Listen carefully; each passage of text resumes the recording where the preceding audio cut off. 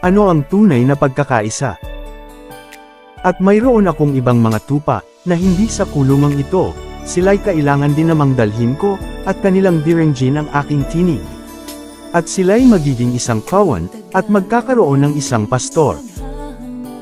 Sapagkat kung paanong sa isang katawan ay mayroong tayong maraming mga sangkap, at ang lahat ng mga sangkap ay hindi pareho ang gawain.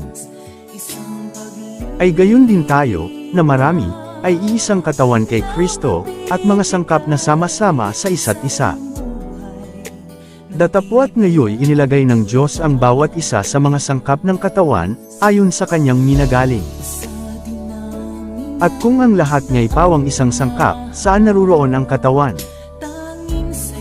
Datapwat maraming mga sangkap nga, ngunit iisa ang katawan. Walang magiging Hudyo o Grigo man, walang magiging Alipin o Malaya man, walang magiging lalaki o babae man. Sapagkat kayong lahat ay iisa kay Kristo Jesus. Ang pagkakaisa ay hindi katulad ng pagkakapareho. Ang bawat tao ay may natatanging mga regalo at personalidad. Ang tunay na pagkakaisa ay nagdiriwang at pinahahalagahan ng mga pagkakaibang ito at pinagsasama-sama sila sa lahat ng kanilang pagkakaiba-iba upang matupad ang layunin ng sama-samang paglilingkod sa Diyos.